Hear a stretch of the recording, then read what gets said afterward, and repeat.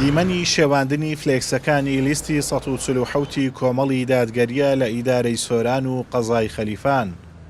دەستی ناحەزان و دژە لیستی کۆمەڵ لە نیوە شەودا دەچێتە دەڕاندنی فلێکسەکانی لیستی 147 کۆمەڵی دادگەری. بە پێی زانیاریەکانیش ئەم کارە ترسنۆکانە بە پێدانی بڕێکپارە بە چەند گەنجێکی هەرزا لەلایەن دەستەڵاتەوە کراوە.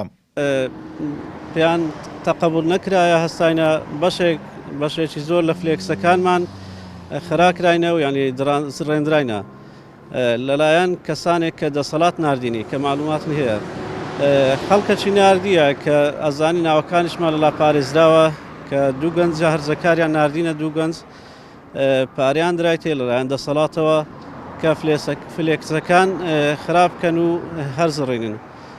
بەڕاستی ئەم زۆرە کارە ترسنۆکانە تەسیر لە ئێمە ناکە بەڵکو بەردەوامتر ئەبین گەرمتر ئەبین لە بۆی مامەلەی مەلەگەخوای گەورەیە لەسەر شتی مادی و دنیای نییە ئینشاڵە گەرمتری ئەبین پشت بەخوای لەگە زەماوەری کوردستان پشتگیرین بکە بەڵێنێک کە دایتن ڕان ئەگرین لەو زوڵم و ستەم و زۆرداریە کە ئەکرێت لەو ملەتە.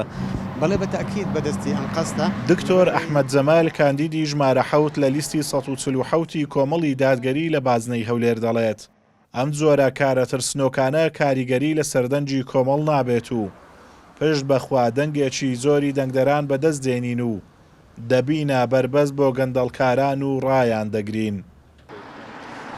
بەڕاستی ئەوە تەسیر لە سومعی ئەو وڵاتە دەکات ڕێک پێچەوانی دروشمەکانی خۆیانە کە دەڵێن ئێمە وڵات بەرەو پێکەوە ژیان دەبین ئەوە پێچەوانەی ئەو دروشمانەیە کە بەرزیان کردوتەوە.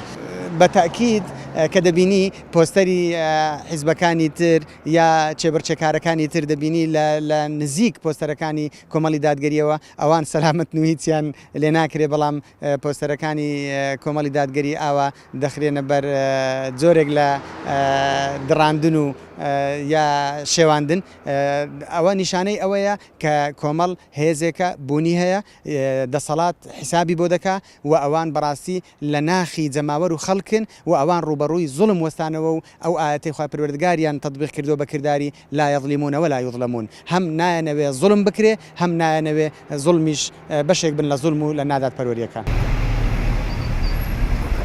کۆمەڵی دادگەری کوردستان لە ڕۆژی دروستبوونیەوە لە بەرەی جەماوەر بووە و دژی زوڵم و ستەم وەستاوەتەوە.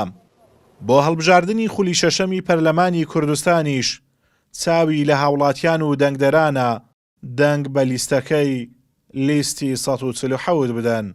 ئازاد و مەراوی کەناڵی ئاسمانی پەیام سۆران.